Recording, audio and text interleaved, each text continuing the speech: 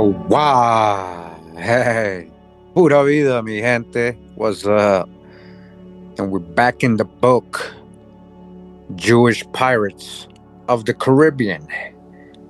How a generation of swashbuckling Jews carved out an empire in the New World in their quest for treasure, religious freedom, and revenge. And they talk about, in general, Sephardic Jews, and crypto Jews, crypto Muslims, people who were fleeing the Inquisition.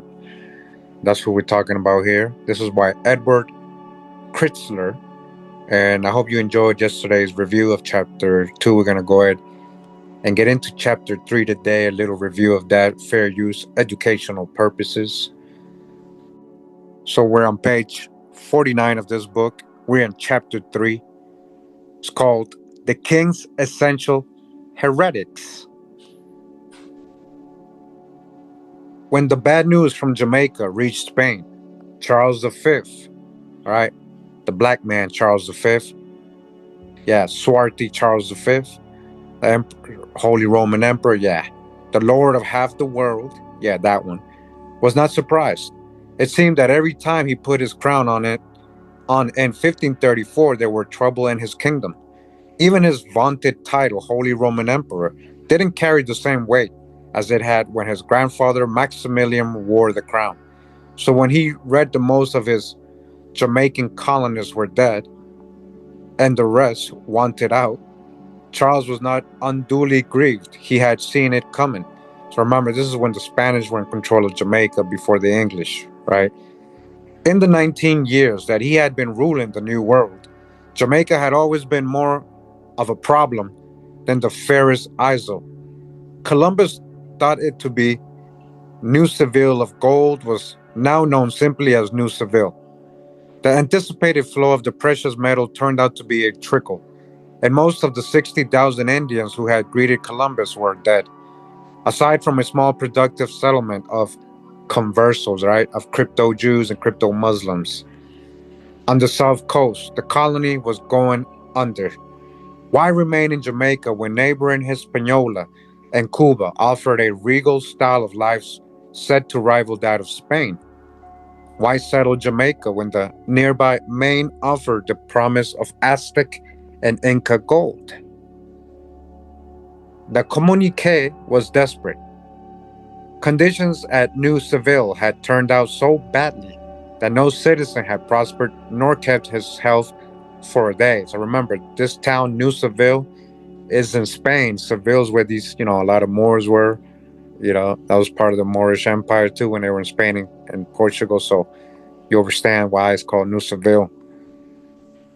To salvage the colony, his treasurer Pedro de Mansuelo proposed removing the settlement to the south side of the island where the land is plentiful in bread and beef, with very good ports suitable for navigation to the provinces of Santa Marta, Cartagena, and the mainland. There is a great disposition to settle there because no ship in this trade comes to the north coast, but all load on the south. Mansuelo concluded his report with a seemingly odd request. To pioneer the South Coast settlement, he recommended the king send an additional 30 Portuguese families to join with 20 already there. Together, they would be put to work on his sugar estate. So there's always like this number of 30 families helping to settle parts of America by different countries. Like we saw that with the French, the English, the Dutch, the Germans. Like we saw this where everybody now see it with the Portuguese picking that number, right? To settle on these sugar estates. In this case, Mansuelo's request was couched in such a way as not to arouse suspicion. The king had made growing sugarcane in the Indies a priority and had been subsidizing planters in Hispaniola, Puerto Rico, and Mexico with land grants, duty waivers, and loans. Years earlier, Jamaica's sugar mill in New Seville had shown the island's potential for growing the sweetener, and it made sense to recruit more workers to increase the island's production. But why Portuguese? Portugal was then attracting settlers to its colonies with the promise of riches. So where would the king find Portuguese families in his realm willing to settle a poor Spanish island? All right, good question. What kind of Portuguese is what they're about to get to. It says the fact is, he didn't have to. Mansuelo's directive was aimed at enlisting neither sugar workers nor Portuguese natives, and Crown correspondence referred to Portuguese residing in Spanish lands pertaining not to national origin, but rather was a code word for the worst heretics in his kingdom. That was a code word for what? The worst heretics, the ones who didn't want to become Catholics. With the stability of his empire at stake, Charles V, right, the black man, took so-called black, took seriously his vows as chief knight of the Holy Inquisition to convert the heathen and burn the heretic. Yet when the communique specified Portuguese in parentheses, Charles read between the lines, Jamaica for the Jews, or the colony goes under. You hear that? When Columbus returned from his voyage of discovery, a golden thread had wound its way into the fabric of every Spaniard's imagination. In time, it stretched from the New World, across the ocean sea, to a peninsula on the edge of the Old World, where it wove an exotic pattern of desire, stirring a man's dreams. Whenever men gathered, the talk was the same tales of opulent cities with riches beyond belief, and beautiful naked maidens aching to please. All right? You see that image they had? Just so they can plunder and rape, right? Plunder and rape, plunder and rape. Jamaica, thought to have neither, had become a dead end. Only Puerto Rico, where man eating Indians discouraged settlement, was less popular, dodged the hijack. Why settle Jamaica when the bounty of the New World was thought to be yours for the taking? If a man be but brave and bold enough, and what Spaniard wasn't? In their own generation, they had defeated the Moors, kicked out the Jews, right? Defeated the Moors and kicked out the Jews, right? They all got kicked out. Enslaved the Indians and conquered more territory than Rome had in 5 centuries. So when they say Spaniards here, they mean the Catholics, right? Because these Jews and Moors were already in Spain, a lot of them, for thousands of years. Yeah, so-called Jews, right? So they're Spanish too, is what I mean. It's just talking about the Catholics versus the Sephardic Jews and Moors, okay? Muslim people. In 42 years, their country had swelled from an alliance of Christian fighting over a few dozen square miles to a world empire governing millions. In the process, Spain had become the richest, most powerful nation on earth. Their king and church told them they had the right, and they had proved they had the might.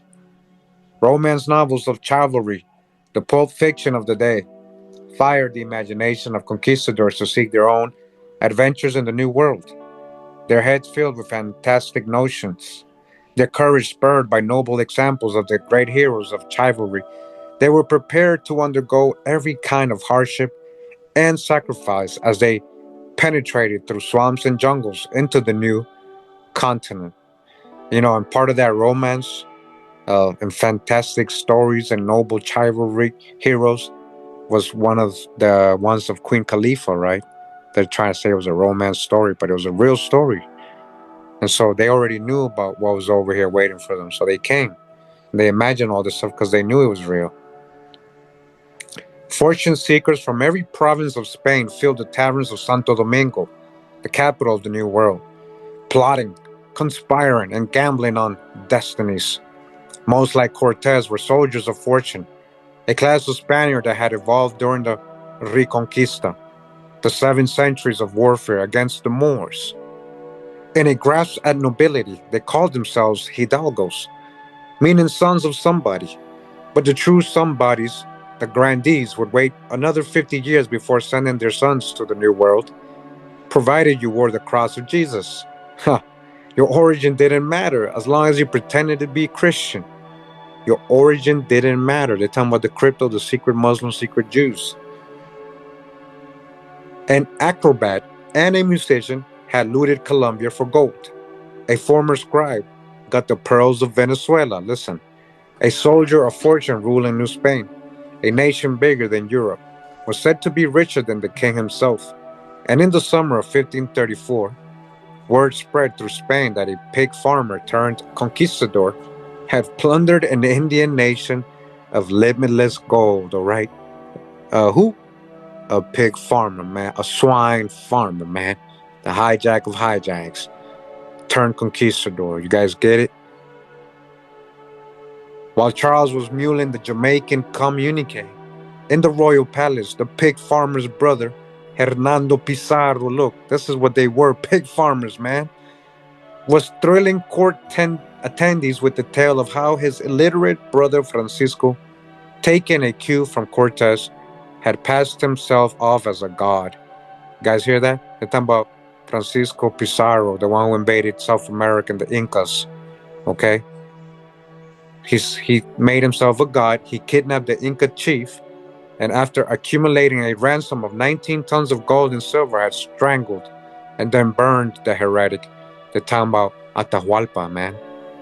We gotta do a video on Atahualpa and what happened. You know, we got many videos on him, mentioning what happened, but one specific one, right? It says, even as Hernando spoke of this maleficent deed, a rumor spread in the court. A fleet of 70 ships from the New World had arrived at the Spanish port of Laredo with 10,000 Amazon women on board. The Amazonian warriors, listen. A ship, what? Come on now. A fleet of 70 ships from the New World had gone to Spain, guys, from America, had gone to Spain with 10,000 Amazon women on board, guys. Listen. Hungry for Spanish men to father their children. Wow.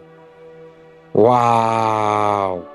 Given the lure of Inca gold and the lust for Amazon women, Charles knew that would-be settlers would line up for Peru, but none would be interested in settling Jamaica except the Jews, except the Sephardic Jews, along with an empire.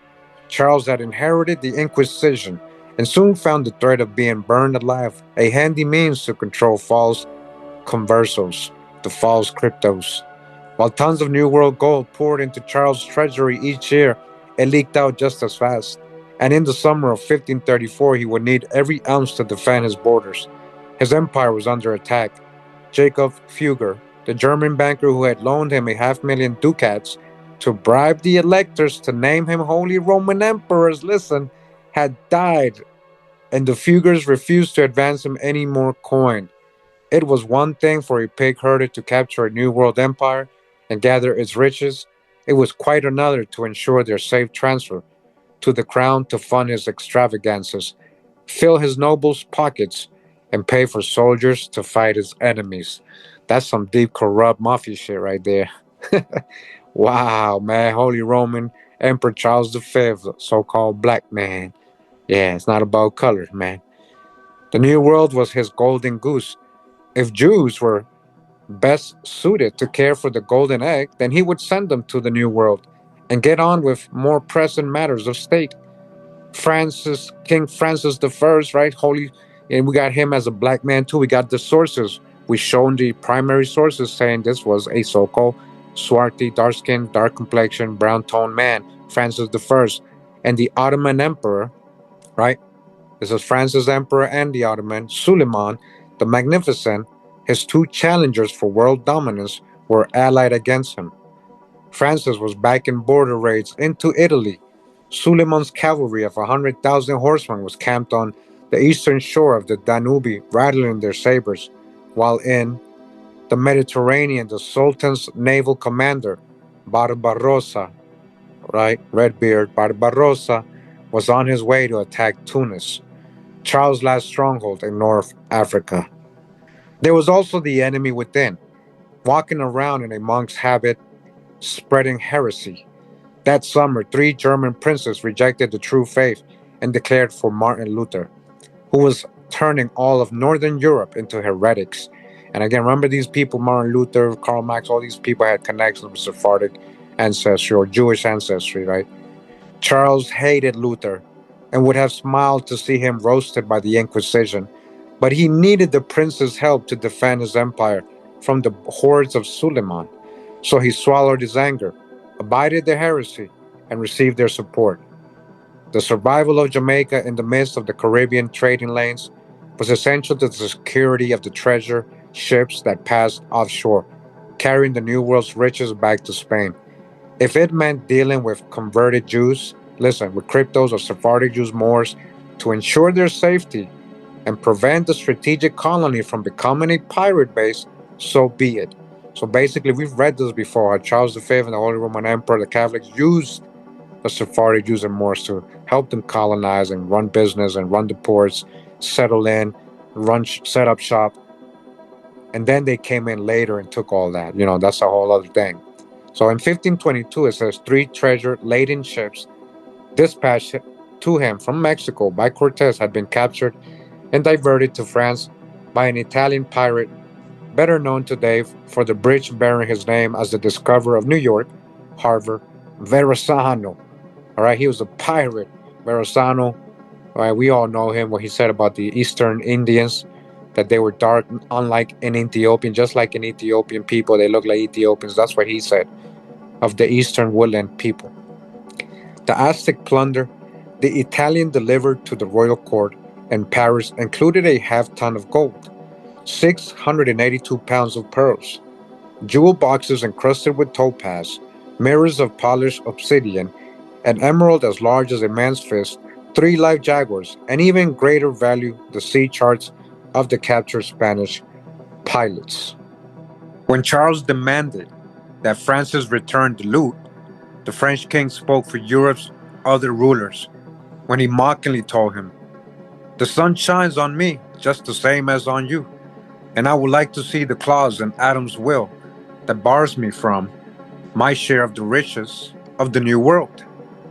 With these words, state licensed piracy, known as privateering, commenced in the Caribbean and became the clarion call of sea rovers. Okay? You understand that's where piracy comes with pirates? They're privateers. They were contracted. They worked for somebody. Given the threats to his empire, Charles was quick to temper when June 1534 passed and his treasure ships, due in May, hadn't arrived. Finally, in early July, the galleons landed at Cadiz and offloaded 21 million pesos worth of silver. When informed, Charles danced a wild jig around with his son Philip and dwarf jester Perico. When Perico said to the 8-year-old prince, "Your father is lord of half the world. Soon you will be lord of all." It was said that Charles, who rarely let loose, laughed with no end. It was then that Charles, having received a communique that his Jamaica colony was foundering, agreed to send the Portugals, right, the heretics, the cryptos, although he may have suspected the converted Jews of heresy. Charles knew that he could count on them to conduct the necessary business of managing his empire. You see, they were good at the business. They were the poor Jews. They owned everything, guys. The conversos of 1492, right, these crypto Jews, crypto Muslims, were initially welcomed into society, desperate to fill those positions in which the Jews of Spain had specialized. As new Christians, right, they're converted people now, Moriscos Marranos, they quickly became an elite burgess of merchants, physicians, tax collectors, map makers, financiers, and advisors to the crown. But the rapidity of their success stirred emotions that only the flames of the Inquisition would calm. In 1534, even as their baptized children filled important commercial positions in an expanding empire, and in the councils of her church, la limpieza de sangre, or the pure blood law, introduced to Santo Domingo in 1525, decreed the New World off limits to all but old Christians able to trace their ancestry back 4 generations. So they were trying to say, they didn't want the new Christians, which were the crypto Jews, crypto Muslims that had converted. Whether one was a recent converso or a new Christian, from 1391, a drop of Jewish blood rendered one unfit to forward God's glory in Spanish Empire. The law barred new Christians from growing lists of professions and even parts of Spain. To discourage escape, conversos were not permitted to sell their land or exchanged promissory notes or bills of exchange. Like his grandfather Ferdinand, Charles adhered to the principle that the end justices the means, or justifies, sorry, the means. He therefore had no qualms about using conversos to salvage his Jamaican colony using the crypto Jews, although he saw himself as soldiers for God. He did not let religious posturing stand in the way of self interest. He financed wars in Europe by borrowing from anyone he could, sold futures in the gold ships to foreign bankers, pawned the Molucca Islands to the King of Portugal, leased Venezuela and Chile to German bankers who hoped to discover El Dorado, and the following year, 1535, courted Doña Gracia Mendez Nazi. All right, those were prince titles. Those are titles under of the Jews, Sephardic Jews in Spain and Portugal under the Moors, Nazi. A famous Jewish, this Mendez lady, for a sizable loan from her Portuguese bank. She owned the bank. She was a Sephardic Jew. In Charles' lifetime, his subjects explored and settled a world 3 times as big as the one into which he had been born, and he needed help, even if it meant dealing with suspect heretics. They would help him maintain his empire in ways no one else could. Throughout his reign, Charles needed but never trusted them. He was used to dealing with nobles and clergy, but the Jews were something else. The people of the book had arrogance of royalty and valued themselves not by physical prowess or even riches, but by knowledge, wisdom, and business acumen. They were his essential heretics, efficient pawns in his global chess game, to be moved about and sacrificed at will. He was using them, all right? The Catholics used the Sephardic Jews. Included in the royal fifth Pizarro brought the king was a small gold box belonging to Atahualpa, the Inca chieftain, the one they had murdered, right? For the cocoa leaves that he and his subjects chewed for energy. Charles kept it for his snuff and may have been toying with it, and he took time out from conquering the New World to ponder the problems of administering it. The king was known for his silent reflections. He often stared into the air, his clear blue eyes focused on some unknown object, while his mouth lay open to the protruding lower jaw, characteristic of the Habsburg line. They're living out the thick lips and the dark complexion. These were the characteristics as we read on primary sources. And one imagines him turning to Francisco Cobos, his hovering counselor, and saying in his constrained and measured way of talking, "Send for Acosta, the court Jew. We require new settlers bound for Jamaica." Arriving at Port Esquivel in October, the new settlers were welcomed by the 20 Portuguese families already there. All right, all the crypto families that were there and Moorish families. Today, these 50 Jewish families are credited with founding Villa de la Vega, town by the fertile plain, Jamaica's capital for more than 3 centuries. All right, that was before Kingston. Now called Spanish Town, okay? Which is very close to Spanish Town. We drove by when I was in Jamaica.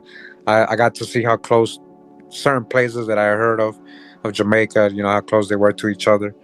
Yeah, Spanish Town was really not that far from Kingston, but that was the original capital, now called Spanish Town. La Vega, founded in 1534, represents the earliest documented settlement of converted Jews in the New World, so-called Spanish Town.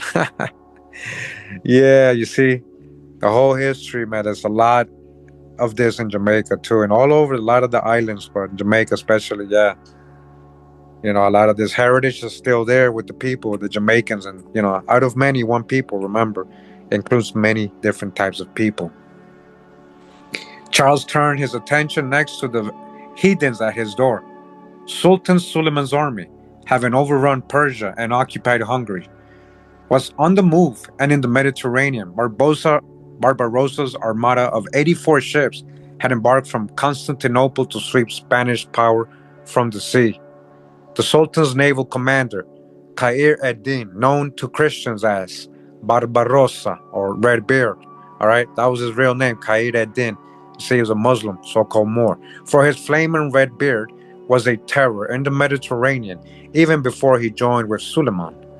The son of an unknown Greek father and renegade Christian mother, huh? So-called Greek. He earned his infamy for his treatment of Christian prisoners.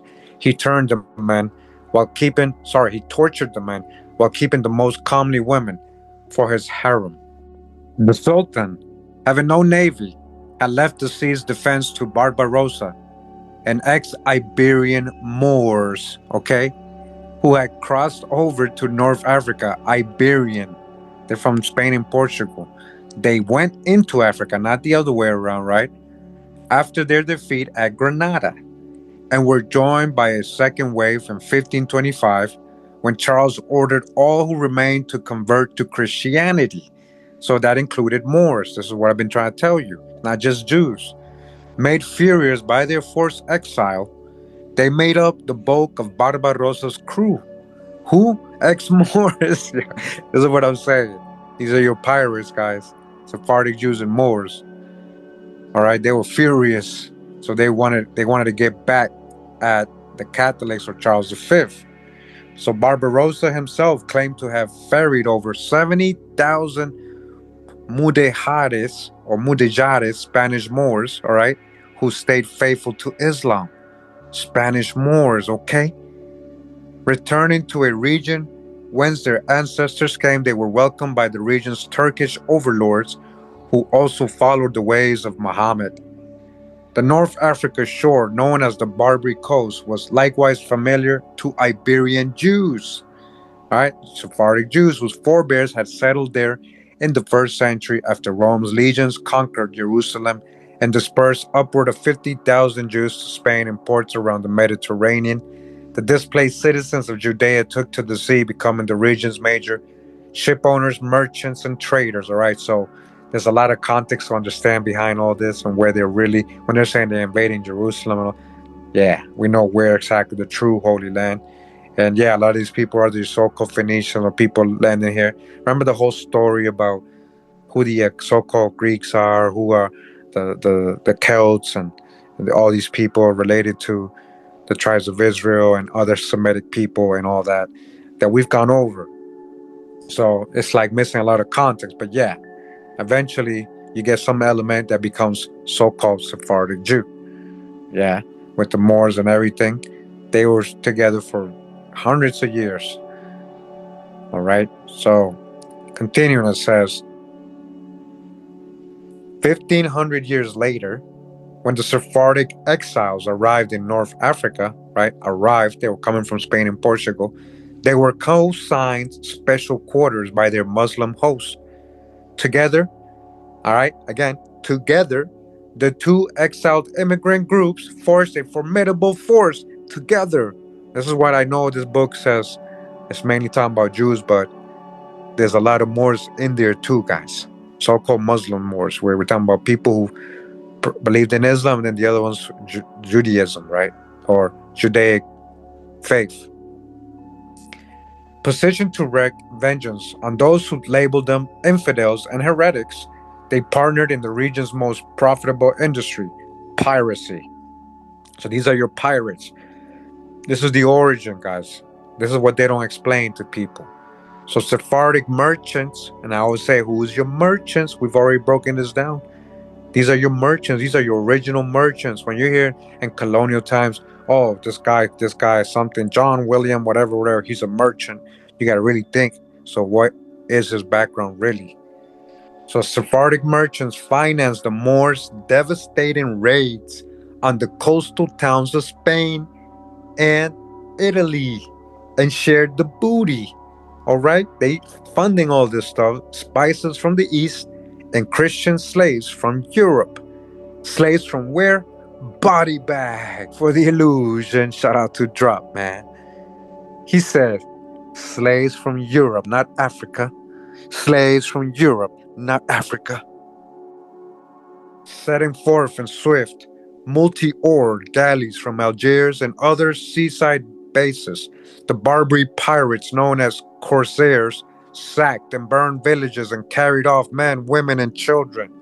If not ransomed, the males were stripped, chained naked to the oars, and forced to row until they died of fatigue.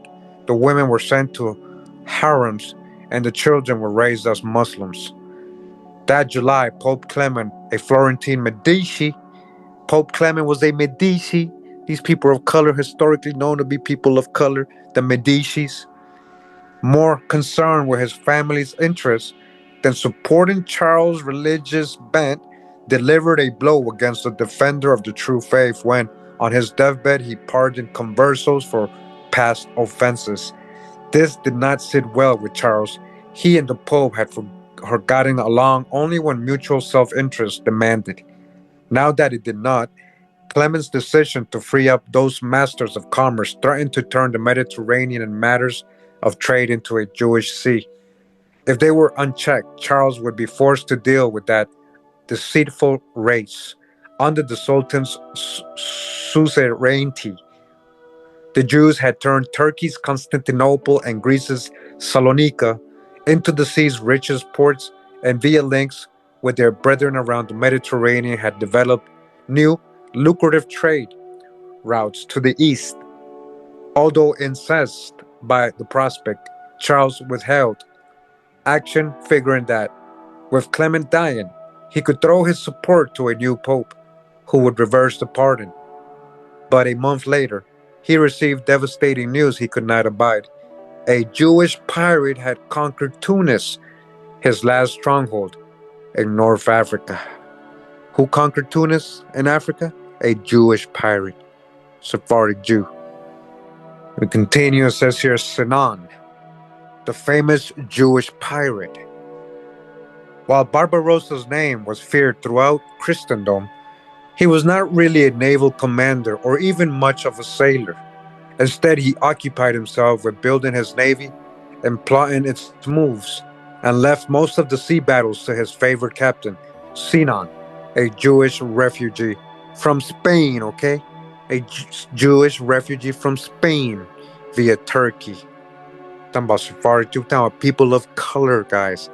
General consensus, all the primary sources describe Sephardic Jews of this time period as dark complexioned people. On August 20, 1534, Sinan, commonly known as the Great Jew, or the famous Jewish pirate, led 100 ships into the harbor and occupied the North African city of Tunis, hitherto a possession of Spain on behalf of Suleiman.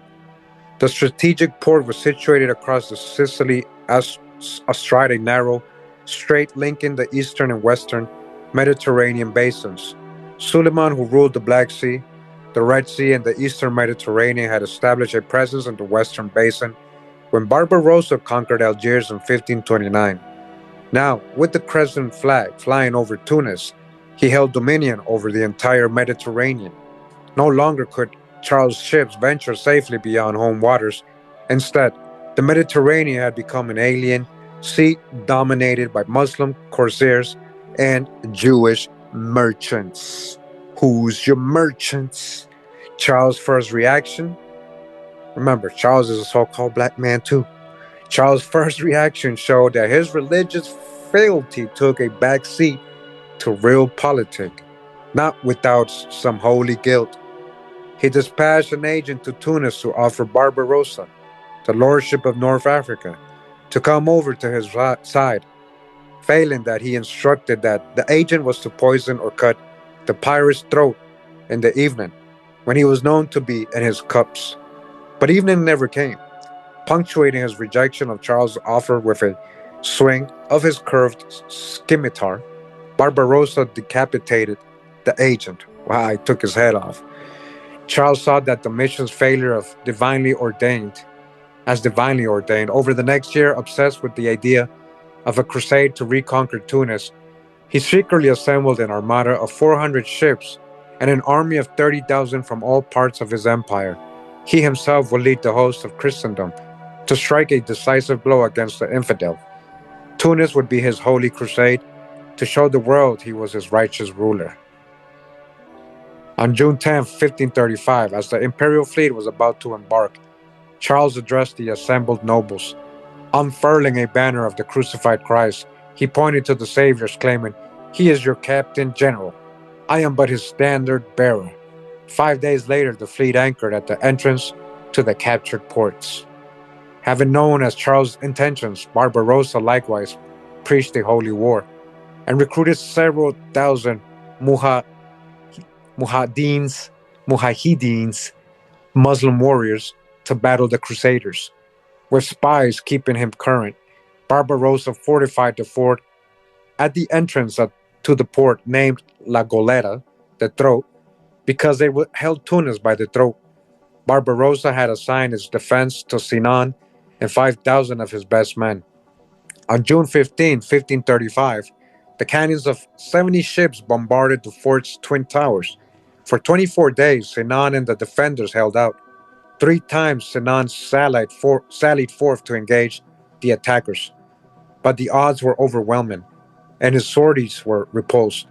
Finally, the fortress walls were breached by the relentless pounding of 40-pound iron balls, fired from the knights of Malta's eight-decked galleon, the largest fighting vessel then in existence. Spanish, German, and Italian forces poured into the fort. Sinan forced to evacuate across the bay to the city with the remnant of his men. With the forts captured, Charles had seized control of the bay and with it Barbarossa's 87 galleys. Barbarossa knew he was beaten, but was still determined to give the Christians a blow they would not soon forget. The next day, as Charles gathered his army for a final assault, an enraged Barbarossa told Sinan he had decided to slaughter the 20,000 Christian slaves packed in the city's underground dungeons. Sinan dissuaded him. To stain ourselves with so awful a massacre, he told his commander, will place us outside the pale of humanity forever. Wow, so this Sephardi Jew wanted to do that, kill all these people, innocent people, just to get back at Charles. And the homeboy, the other dude, was like, nah, don't do that, man. Don't do that, man. Barbarossa, man, he's crazy. Human compassion aside, it made no sense to destroy one's property before the battle was joined. Besides, he added, slaughtering so many prisoners would take too much time. His logic was persuasive, but as things turned out, sparing their lives proved the defenders' undoing. The affected Moors, looking to curry favor if the Spanish assault succeeded, freed the prisoners. Once released, the slaves raided the city arsenal, overpowered the guards, and threw open the gates. Charles' forces stormed in. For a day the battle raged. Charles, on a gallop around the city, had his horse shot from under him. Charles, known for his courage and cool composure, smiled when his men entreated him to take shelter from the barrage of bullets and said, an emperor was never yet known to be shot. So it was with Barbarossa, who reportedly killed dozens of men with the keen blade of his scimitar, but the issue was never in doubt.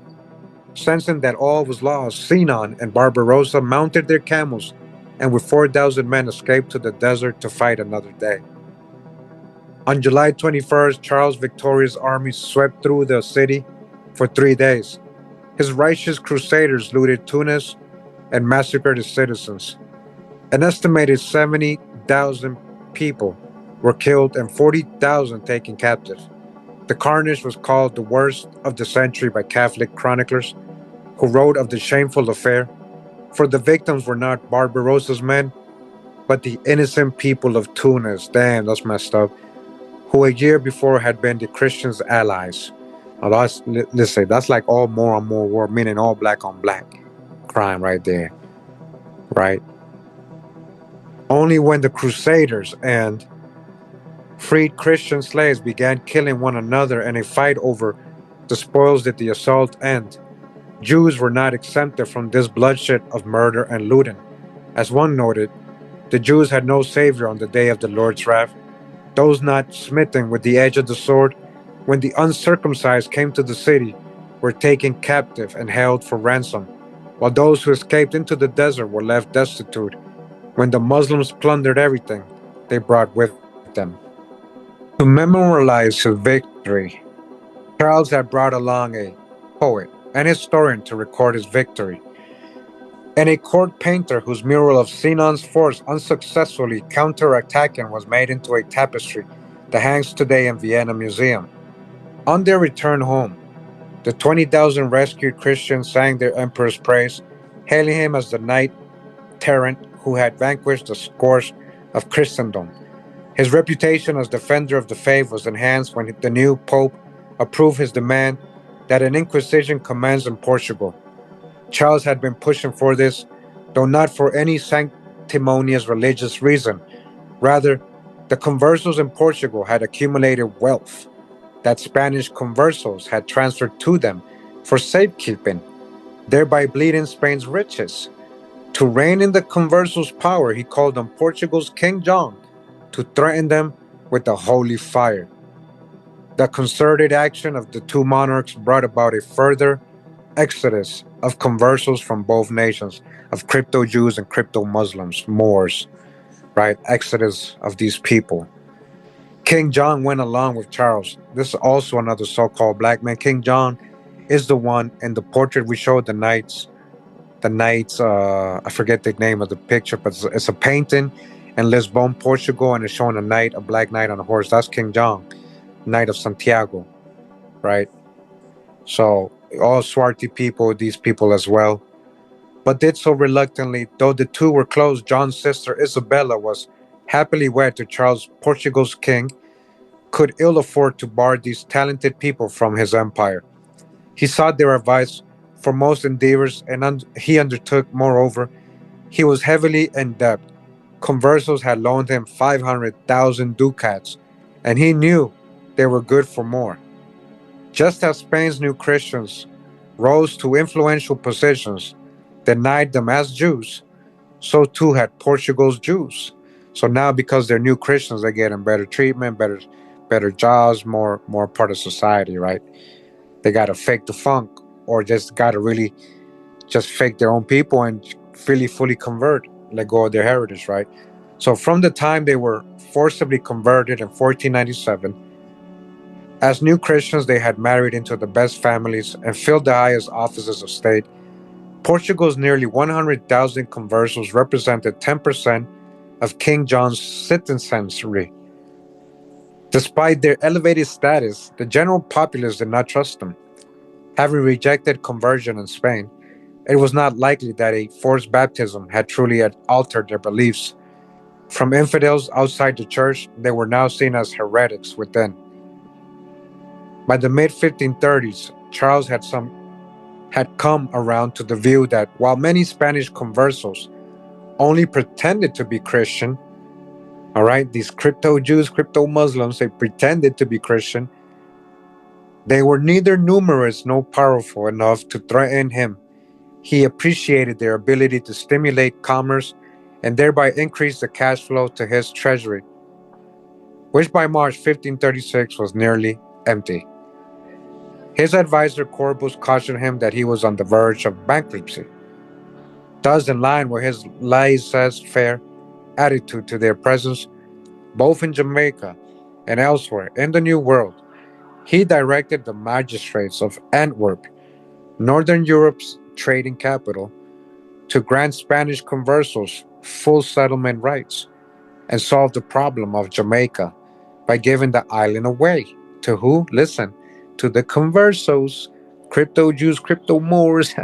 Although little is known about the Portugals Charles sent to Jamaica, apparently there was trouble right away because at the same time Charles was recruiting his crusading army. He hurriedly dispatched an abbot to the island to keep an eye on the religious matters. In March 1535, Father Amador de Samano arrived in Jamaica. He had gone ahead on the king's orders before being accredited by the Pope, unable to produce papers from Rome. He was not recognized by Jamaica's governor, who used many disrespectful words unto him and other things worthy of censure and punishment. When Charles was notified that his governor had acted in disservice of God and in disrespect of our royal decrees, he ordered him to purge his offense before the royal audiencia in Santo Domingo. For Charles, Jamaica's rejection of his abbot was a final straw. Years before, he had allocated money for a Jamaican church that was still being built and a hospital that never was. He received samples of gold ore, but not much more. His two haciendas and their livestock were valued at 5,000 pesos, and though he also had two sugar mills, the only profit he made was selling produce to the starving settlers. Even then, he had to loan them money to buy the goods, and if they didn't pay, threatened to sell the produce to his other colonies. Jamaica was losing proposition, and the governors he sent there were no better. Each accused his predecessor of diverting funds and selling off the king's acreage as their own private property. It had been 10 years since a plague of smallpox wiped out most of Jamaica's Indians, and the island's more ambitious settlers left to seek their fortunes elsewhere. All right. So I just want to add here because a lot of the time the hijack is that, oh, they all died of disease. And no, a lot of them got enslaved, right? They got enslaved and sent other places or just made slaves, reclassified as Negroes, Negroes of the land, slaves, so called Africans, whatever, right? That's another truth they leave out. And so they're telling you what happened after a certain while. They went to seek their fortunes elsewhere. The allure to leave in 1536 was even more compelling as word spread that the search for El Dorado was on, with three conquistadors climbing over mountains in a competitive race to find the haunt of the Golden One. The Indian king bathed in gold dust. That's what El Dorado really was. Between the island's Portuguese, whom he needed but didn't trust, the lazy Spaniard who remained, Charles was convinced that he wasn't going to realize much of a profit from Jamaica. The island, he concluded, would be good only as a trading post, a way station for ships en route to and from the New World. The answer he settled on was to deed Jamaica to the Columbus kin. Since the summer of 1536, Charles had been negotiating with Diego Colon's widow, Maria de Toledo, to settle a lawsuit she brought to recover Columbus' rights of discovery on behalf of his grandson, her 8-year old son, Luis Colon. In January 1537, she agreed to drop the suit in return for Jamaica. Look, they gave Jamaica to this lady. Listen, guys. Charles did not question why Doña Maria wanted Jamaica. He was glad to get rid of it. But when he drafted the agreement to relinquish the troubled colony, she rejected it because it did not include power over the church. After a month's stalemate, he reluctantly gave in. This provision, subordinating the Jamaican church to the Columbus family, was unprecedented. This is crazy right here. For the next century, the family kept Jamaica alone in the Spanish Empire, out of bounds to the Inquisition. Doña Maria's decision was critical to the Portugals with whom she worked closely to develop the island's trade. The Sephardic Jews and Moors. That's why she did that. She said you can't, you know, force people to practice Catholicism or anything. You gotta leave that alone on my island that you just gave me. And he's like, all right, fine, whatever. So the people that were already there, Sephardi Jews, the crypto Jews, was like, word. They had business with her. They about to make Jamaica rich. They were good business people, right? They're going to start the island's trade. So like the court Jews who counseled Columbus on the issue of hereditary rights, Jamaica's Portugals, right, crypto Jews would have encouraged her to hold firm to this demand, to hold firm, right? Unfortunately, the absence of an inquisition in Jamaica also means there is almost a complete absence of information about these Portugals who opted for the New World adventure over Old World connections. While most conversos fled east or settled around the Mediterranean, these Portugals chose Jamaica, all right? These crypto Jews, remember the crypto, especially the Portuguese crypto Jews or Sephardi Jews were known as being very dark complexion, Negroid people, okay? So-called black. So they decided to go to Jamaica, these so-called Portugals, an island and a new sea, rather than reside in restrictive exile communities under the watchful eye of another ruler. They opted for the unknown. In these peak years of discovery and conquest, they looked to a new world where each man could be his own ruler and had the same hot blood for adventure that surged through all who came. In February 1537, Charles formally ceded Jamaica to the Columbus family. It would still be a part of the Spanish realm, and the family could not erect forts without crown permission or pursue an independent foreign policy. Except for these stipulations, Jamaica and all the mines of gold therein were now the personal estate of the Columbus family, whose heirs would bear the title Marquis de la Vega. Wow. After the matter was settled, Pedro de Mansuelo, the royal treasurer of Jamaica, wrote the king. He had heard that His Majesty had bestowed the island of Jamaica on the admiral and cautioned this will be a loss to the crown because Jamaica is another Sicily in Italy, for it provides all the neighboring countries as well as the Main and New Spain, and is the center of them all. If times should change, whoever is Lord of Jamaica will be Lord of these places on account of its situation. His Majesty should on no account part with it. So that's what he was telling the king. You shouldn't have done that. Don't give it up. Over time, the remaining Spanish colonists in New Seville joined the Portuguese in La Vega, right? So New Seville, that's in Jamaica.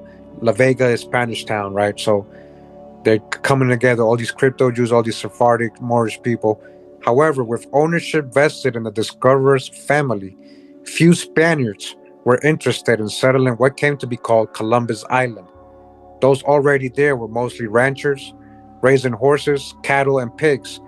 By mid century, their power was at a low point, while the Portugals, who were mostly engaged in trade, prospered in part by supplying passing conquistadors with horses and provisions. Although the Hidalgos were often in conflict with the crypto Jews, a century would pass before accusations of Judaism or Judaizing surfaced. So these are, like I said, these are crypto Jews. Apparently, they maintain a Christian facade, attended church, and had their children baptized. Probably they adhered to some of the same practices as the secret Jews in Mexico and other Spanish colonies who gathered in secret on certain nights to read from the Torah. They fasted twice a week for their apostasy, adored Purim's queen Esther as a convert Jew like themselves, okay, and viewed Haman as the Grand Inquisitor.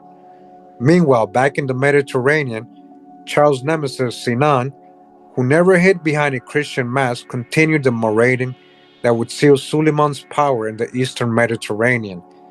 In 1538, the Jewish corsair destroyed most of Spain's naval fleet off the port of Preveza in Greece, and the following year he blockaded the Gulf of Cataro on the Dalmatian coast and forced the surrender of the last Spanish garrison. These defeats for Charles, coupled with the death and childbirth in 1539 of his beloved wife, Isabella, plunged the emperor into a despair that was only dispelled by aggressive action against false conversos and planning a renewed war against the infidel.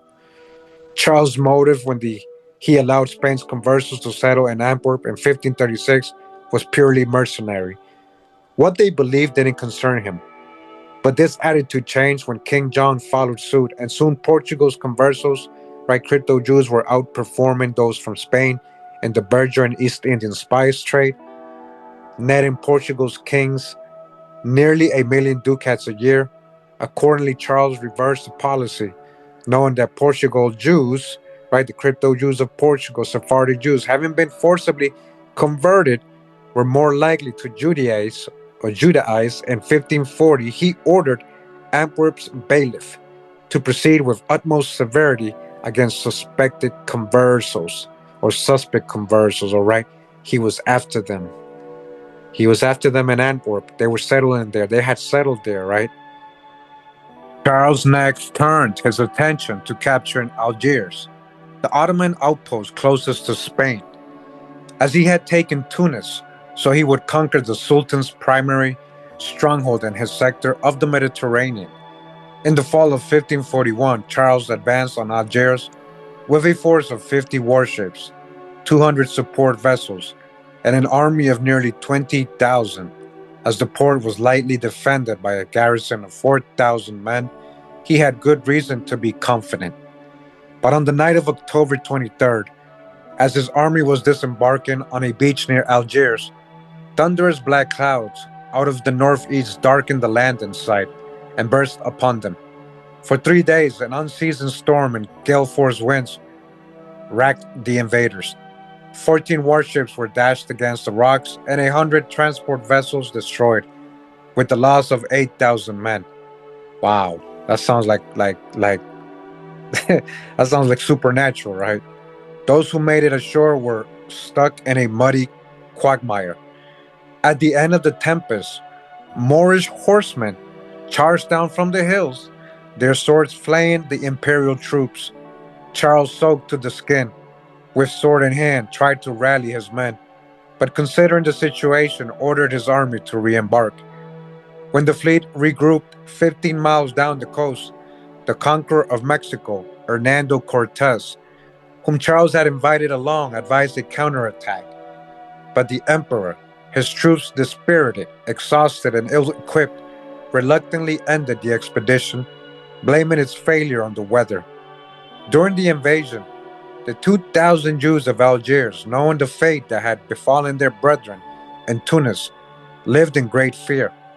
Afterwards, in commemoration of the 3 days, when the heavens opened up in their defense, they instituted a special holiday with 3 days of fasting and celebration. In 1544, a year after his Algiers disaster, Charles left Spain for Flanders and did not return until 1556. As Charles departed in sadness, Sinan rejoiced. The Jewish corsair was at the Red Sea port of Suez that year, building a fleet to support an Indian prince's effort to evict the Portuguese.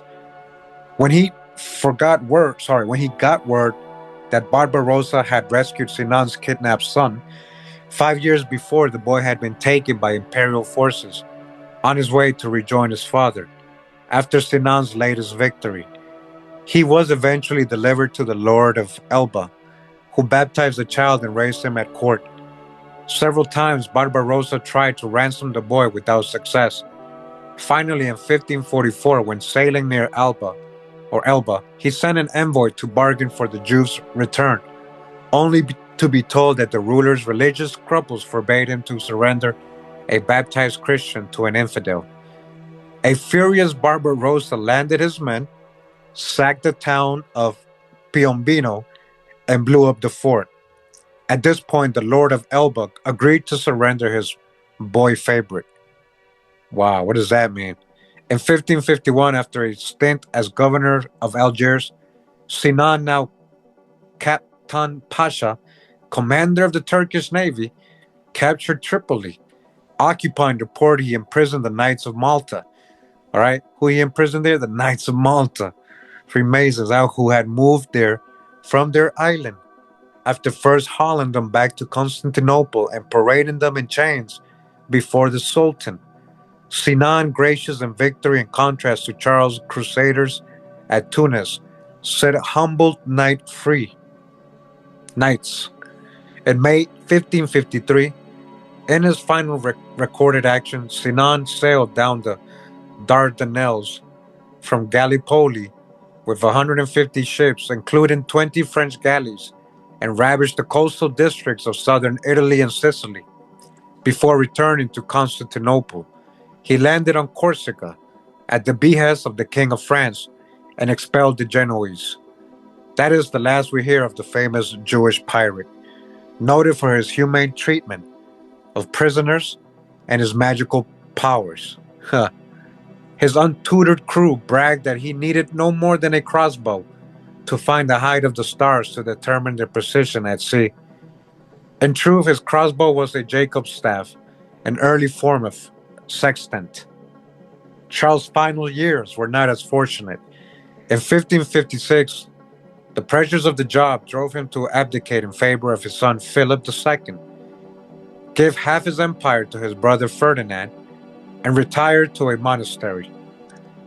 The Venetian ambassador wrote that he was not greedy of territory, but most greedy of peace and quiet. Yet war was his constant affair, and he was utterly worn out by it. In the company of monks, The emperor spent the last 2 years of his life fishing for trout from a tower window over a Russian stream and trying to synchronize his sizable collection of 159 clocks. He is said to have exclaimed, after giving up in vain, "How foolish I have been to think I could make all men believe alike about religion or unite all my dominions when I cannot even make these clocks strike the hour together." Exactly, you're not the Most High. In September 1558, after long illness and tormented by the gout that left him an invalid, Charles cried, "Oh Lord, I go," and died. Sinan, who had always been a thorn in his side, also died that year. His tombstone at Istanbul's Scutari Cemetery reads in part, "Towards his friends, Sinan was another Joseph. His enemies dreaded him like a dart. Let us pray to heaven for Sinan. May God cause his soul to rejoice. The Kaptan Pasha has entered the realm of divine mercy." An assessment of Charles' reign has to conclude that he overreached and overspent. The empire was too big, his enemies and the forces against him too powerful. The tides of history were not in his favor. Spain had stopped producing, relying on gold and silver from the New World to import most everything, doubled the prices of goods. Europe thereby profited, while Spain's treasury by the time he abdicated was 20 million ducats in debt. Moreover, Luther's translation of the Bible into German in 1534 proved a capstone to Protestants, although they would be fiercely opposed by the Society of Jesus, founded that same year, whose members saw themselves as soldiers of God, whose counter-reformation was supported by Charles. There was no stopping the heretical sect that spread like plague through his empire. Even Charles' vaunted prestige as conqueror of Tunis dissipated when the son of his vassal, there dethroned and blinded, his father and therefore favored the Turks. At La Goleta as well, his Spanish commander wound up renouncing his faith and became a Muslim. Huh. Charles could not hold back the winds of change. He resented that his enemies made a point of aiding and abetting Sephardim, whom he saw as his heretics. By mid-century, France's new king, Henry II, allowed Portuguese merchants, right, the crypto Jews, known as New Christians, right, the converts, to settle at Bordeaux, right, in France, and Bayonne, two ports of the Atlantic just north of Spain, enriched by peninsula trade. While in Constantinople, an estimated 50,000 Sephardic Jews, right, Sephardim, and Moors contributed their talents to his rival empire. In 1551, a Spanish visitor to Turkey cursed Portuguese Jews rearmen of the military. Would that it had pleased God that they that had drowned in the sea and coming hither? For they thought our enemies the villains of war, such as how to make harquebusiers, gunpowder, cannonballs, brass, ordnance, and firelocks. As they had in the Mediterranean during Charles' reign, Sephardic Jews or Sephardims would come to dominate Caribbean commerce and the flow of wealth. All right, very important right there, guys. Something we've gone over so much before. The discovery of the Americas and the establishment of new sea routes to the east placed world trade within the ambit of Sephardic Jews, right? People of color, crypto Jews, crypto Muslims resettled throughout the known world. By mid-century, the land routes to the Middle Ages had given way to ocean highways. In Jamaica, before her death in 1549, Doña Maria worked with converso merchants to transform a non-performing colony into a major transshipment port, a natural development, albeit illegal, for an island astride Spain's trade routes to and from the New World. Although the Although Charles eventually expelled all new Christians from Antwerp, he continued to abide their presence in the New World.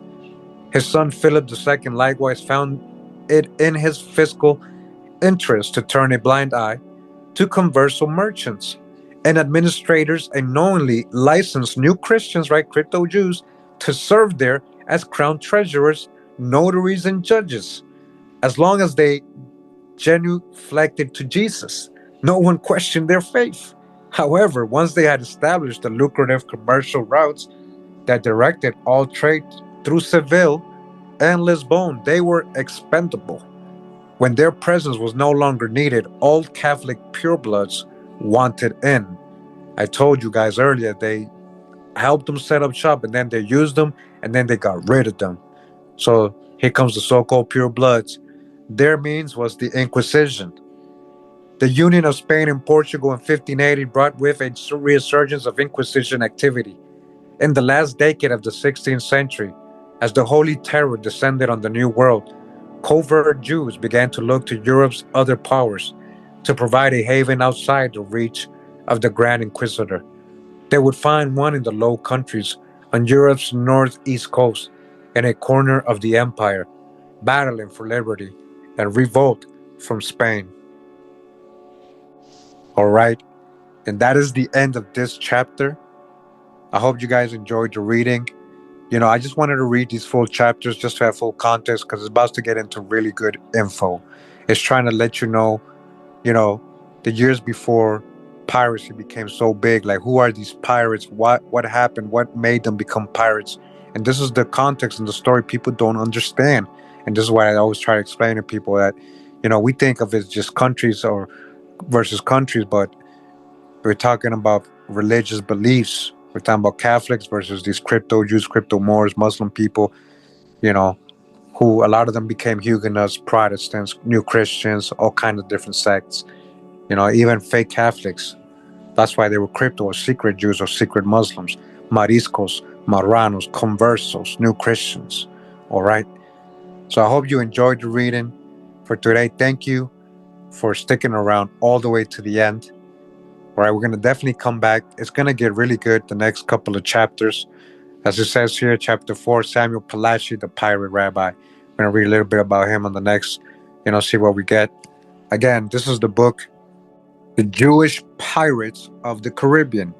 How a generation of smash-buckling Jews carved out an empire in the New World in their quest for treasure, religious freedom, and revenge, by Edward Kritzler. Shout out to Edward, man. Check out the PDF on my Patreon page if you like. Again, thank you for tuning in. I'll give you your time back. Hope you enjoyed the reading. Shout out to all my Jamaicans. You understand a little bit of your history there that doesn't get really told correctly. These are people of color, so so-called black Europeans, all right? Pura vida, mi gente. Much love and respect. Hawaii.